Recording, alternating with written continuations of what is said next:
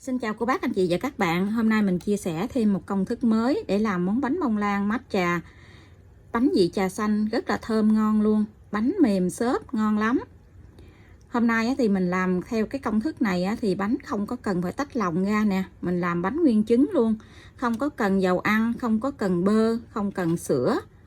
Cách làm này cũng rất là nhanh nữa mà đơn giản, dễ làm lắm. Cô bác, anh chị và các bạn thấy thích thì cùng vào bếp để làm món bánh bông lan trà xanh này nha. Nguyên liệu hôm nay thì rất là đơn giản luôn. Ở đây mình có 3 trái trứng gà và thêm một cái lòng đỏ. Trứng gà này mỗi một trứng là 60g, mình tính cả vỏ luôn. 60g bột mì số 8, 10g bột matcha, hai cái phần này mình để chung. 65g đường cát. Hôm nay mình muốn cái bánh của mình nó có cái độ ẩm mềm thì mình thêm là siro đường. Cái loại nước siro đường này người ta làm để ăn bánh Mình vào trong siêu thị mình loại cái hàng làm bánh là nó có cái chai nước siro này nè, cũng dễ tìm mua lắm. Cái phần nước siro này thì mình thêm là 35g. Phần nguyên liệu thì mình sẽ để cái đường mô tả để cho cô bác anh chị dễ tham khảo nha. Mình cho cái trứng này ra tô. Hôm nay thì mình làm loại bánh nguyên trứng luôn, không có cần phải tách lòng. Cách làm này thì rất là dễ luôn, vì mình làm bánh nguyên trứng nè, không có cần phải sữa tươi, không cần dầu ăn luôn.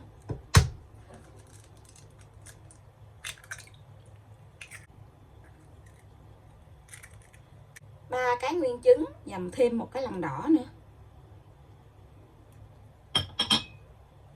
Mình khuấy cho cái phần trứng này nó tan ra.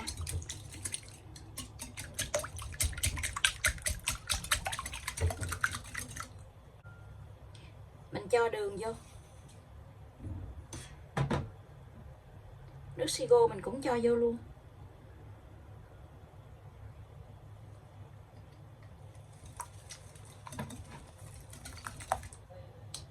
Mình dùng máy đánh trứng này, mình đánh bông cái phần trứng này lên. Cái máy mình có 6 số thì mình đánh ở số 3.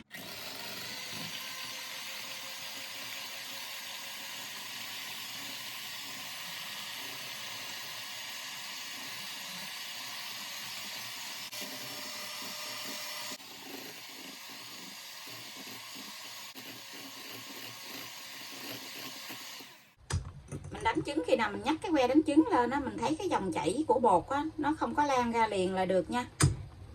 Mình có thể vẽ lên được một cái hình ở trên cái mặt bánh như vậy là được nè, nó không có lan ra liền Mình trộn hai cái bột này lại, bột trà xanh với lại bột mì số 8 nè.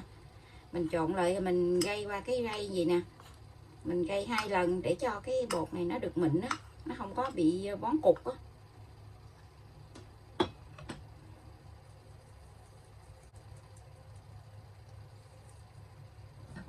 Mình dùng cái máy đánh trứng gì nè, mình trộn lên, trộn cho nó đều cái phần bột gây đầu tiên nè.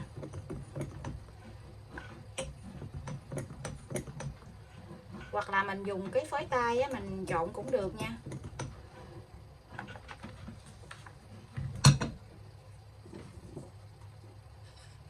Tiếp theo thì mình sẽ cho cái phần bột còn lại luôn.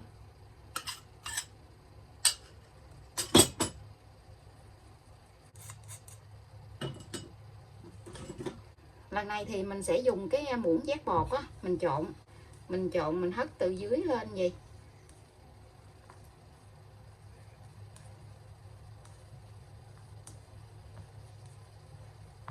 Khi mình trộn bột này thì mình sẽ mở cái lò nướng lên để cho cái lò nó nóng trước 10 phút hoặc 15 phút nha.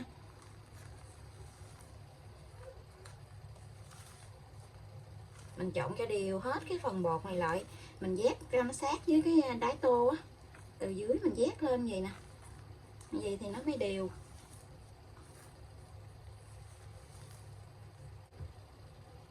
Mình trộn bột đều lại hết rồi thì mình cho vào trong khuôn để mình nướng luôn. Hôm nay thì mình nướng 2 khuôn hình chữ nhật. Cái khuôn này thì mình lấy miếng giấy nến mình cắt bằng cái khuôn vậy nè, mình lót ở phía dưới để tí xíu nữa mình lấy bánh ra cho nó dễ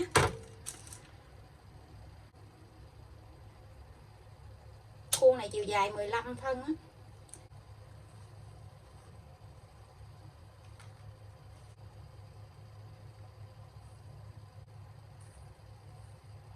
Mình dập cái khuôn xuống với bàn vài cái như vậy để cho cái mặt bánh nó vàng đều bột ra nha. Và mình cho 2 cái khuôn bánh này vào trong lò để nướng luôn. Cái lò của mình nó có 3 ngăn thì mình để vào ngăn thứ 3 là ngăn dưới luôn á.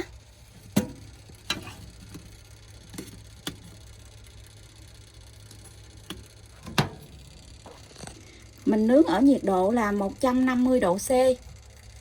Mình mở 2 lửa, lửa trên lửa dưới. Mình nướng 50 phút nha. Không có cần bắt quạt đâu. Bánh mình đã nướng 30 phút rồi nè. Nó nở lên đầy cái khuôn luôn. Nếu như cô bác anh chị nướng 15 phút mà cái bánh của mình nó nở cao quá ha, tức là cái nhiệt độ của lò nó nóng nhiều nha. Lúc này thì mình sẽ hạ xuống bớt.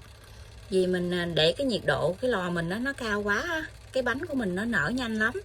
Nhưng khi đem ra ngoài thì cái bánh của mình nó sẽ bị xẹp xuống. Tại vì nó không có chín kịp ở bên trong á. Khi mà cái bánh của mình nướng khoảng phân nửa thời gian á, nó nở lên đều như vậy á, là cái bánh của mình nó chín kịp. Tại vì mỗi một cái lò nướng á, cái nhiệt độ nó khác nhau á. Có thể mình để cái lò của mình là 150 độ C thì nó nóng vừa đủ. Còn cái lò của cô bác anh chị á, thì nó sẽ nóng cao hơn. Bánh của mình đã nướng xong rồi. Bây giờ thì mình sẽ hé cái cửa lò ra. Mình để cái bánh ở trong lò thêm 5 phút nữa mình hãy lấy ra nha. Cái mặt bánh nó vàng ươm nè, ngon quá chừng luôn. Giờ thì mình sẽ lấy bánh ra luôn. Mình lấy bánh ra khỏi khuôn luôn nha. Còn rất là nóng luôn á.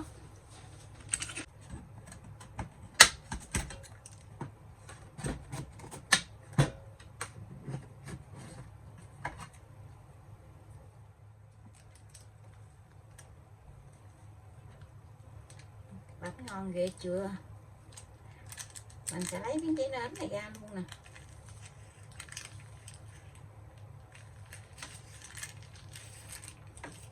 Cái bánh nó nở lên rất là cao luôn á.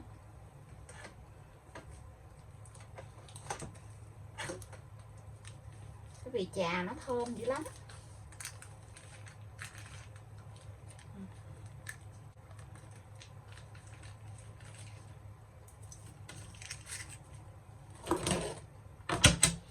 Mình để lên cái dĩ như vậy để cho cái bánh của mình nó không có động lại mồ hôi nha.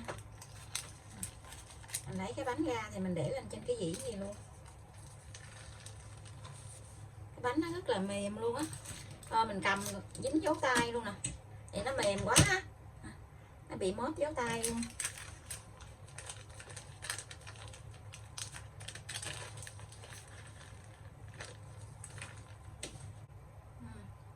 Bánh rất là ngon luôn.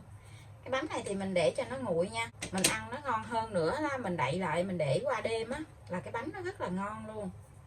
Mình cắt bánh ra nha. Nhìn cái bánh nó cao, nhìn đẹp quá chừng luôn.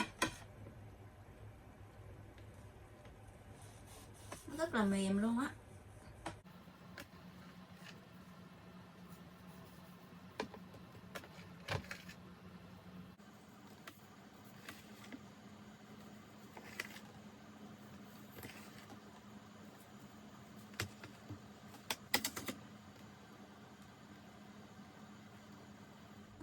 Mình cắt ra từng miếng nhỏ gì nè. Tí nữa mình lấy cái màng bọc thực phẩm á, mình bọc lại, mình để vào trong ngăn mát tủ lạnh á, mình để qua đêm mình ăn ngon lắm.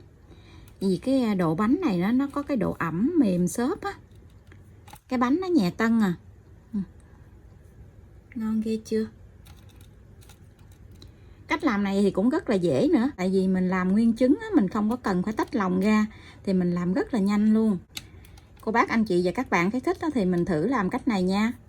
Bây giờ thì mình xin chào tạm biệt. Hẹn cô bác anh chị và các bạn lại video tiếp theo. Cảm ơn cô bác anh chị và các bạn đã xem video của mình. Xin chào và hẹn gặp lại.